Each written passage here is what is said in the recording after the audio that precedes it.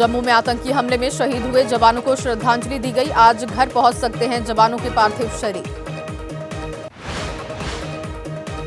जम्मू कश्मीर के बारामूला में आतंकवादियों की गोली से मारे गए रिटायर्ड एसएसपी का अंतिम संस्कार हुआ।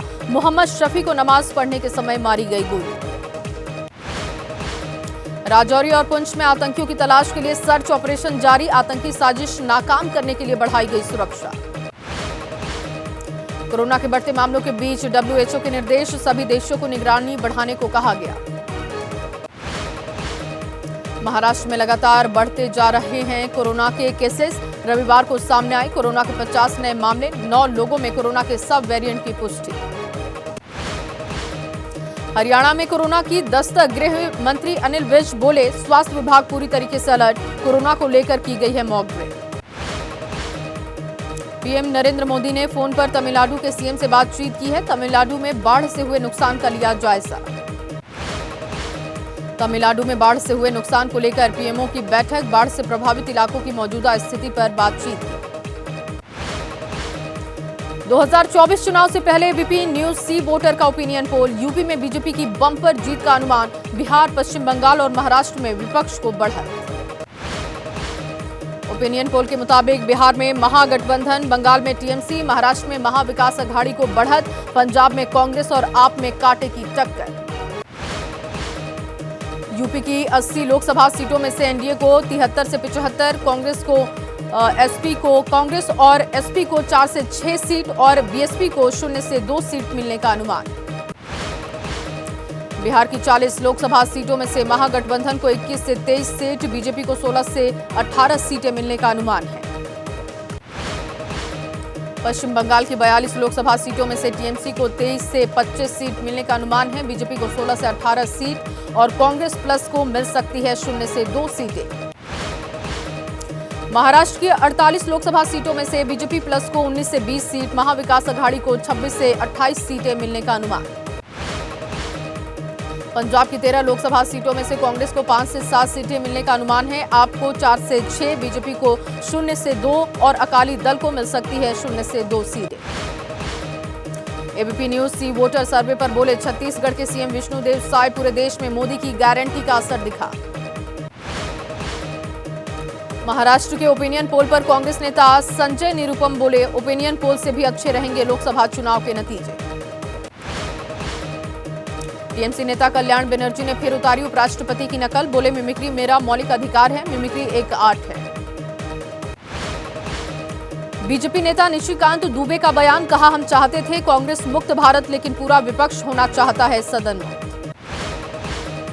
29 दिसंबर को कांग्रेस गठबंधन कमेटी की बैठक, राज्य के नेताओं से गठबंधन की रणनीति को लेकर जानकारी ली जाएगी, साथ ही ली जाएगी राय। लोकसभा चुनाव को लेकर कांग्रेस की तैयारियां तेज, भोपाल में एमपी कांग्रेस की बैठक, पार्टी पदाधिकारियों के साथ मंथन। नासिक में 23 जनवरी को चुनावी बिगुल फूकेंगे उद्धव ठाकरे, बाल ठाकरे की जयंती पर महाशिविर और रैली का होगा आयोजन। केरल में कांग्रेस कार्यकर्ताओं की पिटाई का आरोप है, केसी वेणुगोपाल ने पुलिस और सीपीआईएम के लोगों पर आरोप लगाए।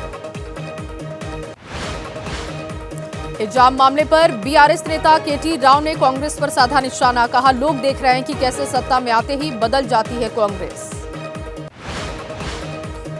लोकसभा चुनाव को लेकर बीजेपी की तैयारी, पश्चिम बंगाल में बीजेपी के संगठनात्मक ढांचे के समीक्षा पर अमित शाह होंगे, आज रात पहुंचेंगे कोलकाता। हरियाणा के गृह मंत्री अनिल विज का प्रियंका पर तंज, कांग्रेस और इनके गठबंधन को प्रियंका और राहुल की ताकत का पता चल गया। केंद्रीय मंत्री गजेंद्र सिंह शेखावत का बयान, राजस्थान में लोगों ने मोदी जी की गारंटी को चुना, 2024 लोकसभा चुनाव से ही सिलसिला जारी रहेगा। रांची में धर्म परिवर्तन करने वालों को रिजर्वेशन नहीं देने की मांग, प्रदर्शनकारियों ने कहा एसटी कोटे की लिस्ट से हटाए जाए ऐसे लोगों के नाम।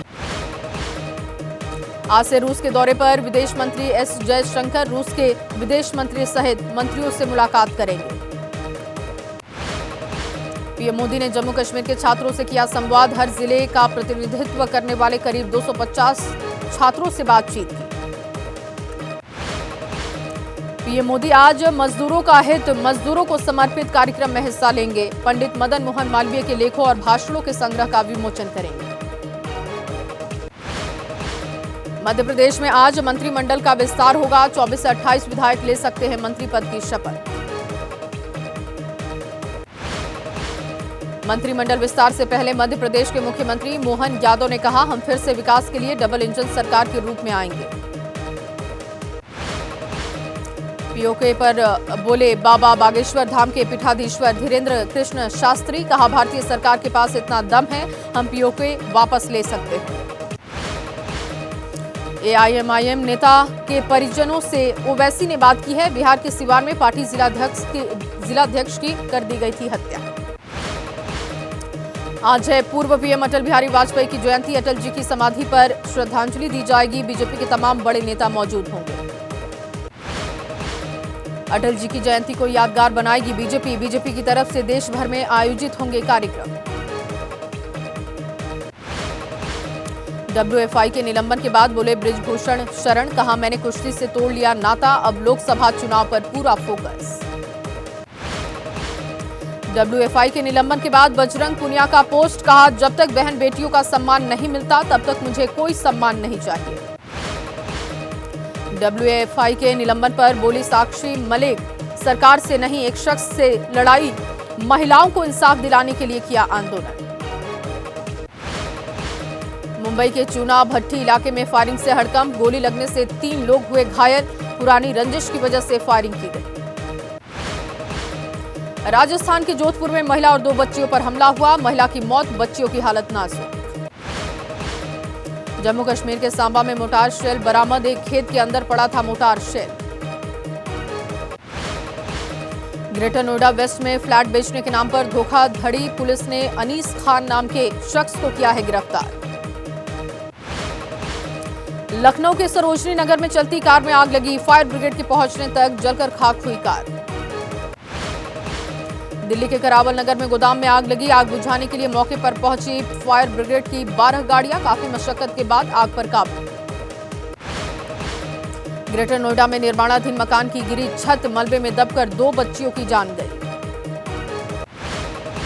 30 दिसंबर को अयोध्या में रोड शो करेंगे पीएम नरेंद्र मोदी। जनसभा को भी करेंगे संबोधित। 5 किलोमीटर लंबे फ्लाईओवर का शिलान्यास करेंगे पीएम। राम मंदिर को लेकर उद्धव ठाकरे का बयान। कहा, सभी हिंदुओं के हैं रामलला, उन पर किसी पार्टी का अधिकार नहीं। बीजेपी कर रही हिंदुत्व का दिखावा। मुंबई से अयोध्या पैदल यात्रा पर निकली शबनम शेख।